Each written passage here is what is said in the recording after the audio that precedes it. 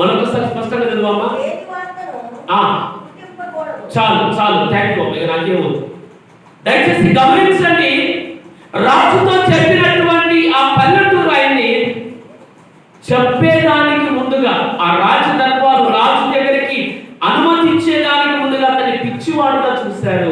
అక్కడ ఉన్నటువంటి రాజాసనంలో ఉన్నటువంటి అధికార బృందం అంతా. అమ్మా, ఈ పగటి కాల సమయంలో ఒక్క మాట గుర్తు పెట్టుకో.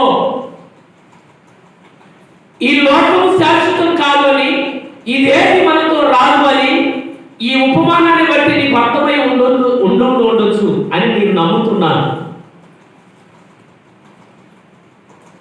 రాజు చివరికి తెలుసుకున్న విషయం ఏంటంటే, అవును, ఇది సత్రమే కాదు, ఇది శాశ్వతమైన స్థలము కాదు. దేవుడు ఆలస్యము చేస్తున్నాడు అని పరిశుద్ధ బైబిల్ గ్రంథం నీకు నాకు సాక్ష్యం ఇస్తుంది. ఆ ఆలస్యం ఎవరి కోసం? ఆ ఆలస్యము దేని నిమిత్తమై? ఆయన ఆలస్యము చేయడానికి గల కారణం ఏంటి? ఆలస్యము చేస్తున్న దాని వెనక ఉన్న ఉద్దేశం ఏంటి? హలో, ఈరోజు మన కుటుంబంలో నీ ఒక్కదానివే ఉన్నావా? నీ కుటుంబంలో నువ్వు ఇప్పుడు దేవుని మందిరానికి వచ్చినటువంటి నీ పిల్లలు మాత్రమే ఉన్నారా? ఎవరు లేరా?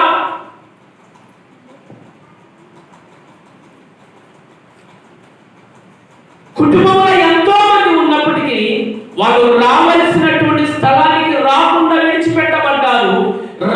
వెళ్ళకూడని స్థలానికి వెళుతూ పాడైపోతున్నారు. ఆ సత్యము సంగతి మనకు అర్థం కాక ఇంకా మనం ఏదో పరిశుద్ధమైనటువంటి భక్తి చేస్తున్నాం అన్నటువంటి భ్రమలో అలా లీనమైపోతున్నాం ఈ లోక సంబంధమైన ఆచారాలు.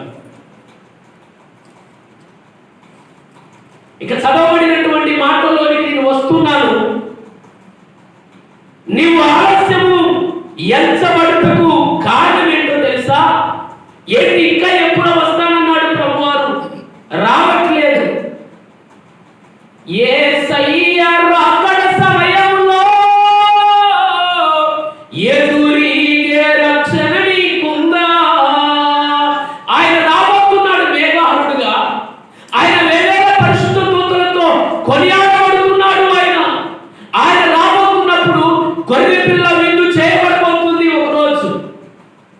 ఆ విందులో నీవే కాదు, ఆ విందులో నీ కుటుంబంలో ఉన్న వాళ్ళందరూ కూడా పాలి భాగస్తులు రావాలనేది ఈ మధ్యాహ్న కాల సమయంలో నా దేవుని యొక్క ఆశ. హల్లెలూయా చెబుదాం, హల్లెలూయా. రెండు చేతులు చెబుదాం, హల్లెలూయా. ఎందుకు ఇంకా దేవుడు ఆలస్యం చేస్తున్నాడంటే, చదవబడినటువంటి నిర్గమకాండం 23వ అధ్యాయం మొదటి వచ్చిన ప్రకారంగా నువ్వు లేని వార్తను ఎక్కడెక్కడికో మోసుకొని పోతున్నావు. ఆమె దగ్గరికి వెళ్ళి ఈ మాట చెబుతూ, ఈ అమ్మ దగ్గరికి వెళ్ళి ఆ మాట చెబుతూ, అసలు ఉన్న వాస్తవాలు చెప్పకుండా లేనిపోని పెట్ట కథలు మొత్తం చెప్పుకుంటూ జీవితాన్ని నాశనం చేసుకుంటున్నావేమో.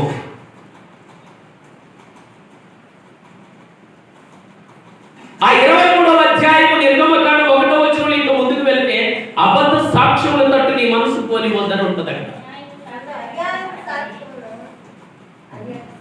దేవుడు ఆలస్యం చేస్తున్నాడంటే, ఒకవేళ నువ్వు ఇంకా లేనిపోని వార్తను పుట్టిస్తూ జగడగొడ్డిలాగా పేరు పొందుతున్నావేమో. ఆయన రాకడలో ఎత్తబడలేకపోవడానికి ఒకవేళ నువ్వు విడవబోతున్న సమయంలో ఒక్కసారి నువ్వు ఆలోచించకూడదు, నా బలహీనతలే కదా నేను విడవబడటానికి కారణమని. ఏమండి, బైబిల్లో ఇద్దరు అన్నదమ్ములు ఉన్నారు. పాత నిబంధన గ్రంథములో ఆదికాండం. ఇప్పటికీ శాస్త్రవేత్తలు కనుక్కున్నా కూడా దొరకని ఒక భయంకరమైనటువంటి విషయం ఏంటో తెలుసా? ఇద్దరు అన్నదమ్ముల్లో ఒకడు దేవునికి ఇష్టమైనటువంటి జీవితం జీవించాడు, ఒకడు నేటికి చరిత్ర అందకుండా అసలు ఏ మనిషి ఊహకు పట్టనంతగా ఒకడు దేశదిమ్మరై నేటికి కూడా చరిత్రలో లేకుండా దూరం అయిపోయాడు. Praise the Lord. వాక్యం వింటున్నావే, ప్రార్థన చేస్తున్నామే, అన్ని జరుగుతున్నాయి, మంచిది నేను కాదు అనట్లేదు. ఒకవేళ నీవేమైనా అన్నిటినీ పాల్గొంటూ అన్నిటిలో కూడా నీవు పాలి భాగస్థులం అవుతూ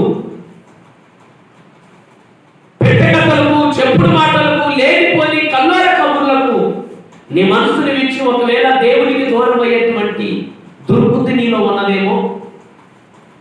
లేని వాటితో ఎన్ని రోజులు మోసుకొని వెళ్తావు? ఒకడంటాడు, అదిగో అక్కడ పడింది. మా మనుగుల్లో చాలా పెద్ద వయసు పాస్టర్ గారు, 60 సంవత్సరాల పైచిలుకుగా ఉంటారు. ఆయన లేరు కనుకనే చెప్తున్నాను. ఒక కుటుంబం దగ్గరికి వెళ్ళాడు, ప్రార్థన చేశాడు. ఆ పాస్టర్ గారు పెళ్లి చేసుకునేది, ఆయన పెళ్లి చేసుకునేది. మరి ఏ రకంగా చెప్పాడో నాకు తెలియదు. అది మాత్రం వాస్తవానికి అబద్ధమే, 100కు 100% అబద్ధమే. అదిగో 2010వ సంవత్సరంలో యేసు ప్రభు వారు మన మనుగురులో ఉన్నటువంటి గుట్ట ఉండేది మా దగ్గర. ఆ గుట్టలో పైన పర్వతం మీద 2 చేతులు చాపి నిలుచోబోతున్నాడు. 2010వ సంవత్సరము ఆగస్టు నెలలో ఆయన ఆ పర్వతం మీద నిలబడి ఇలా 2 చేతులు చాపబోతున్నాడు.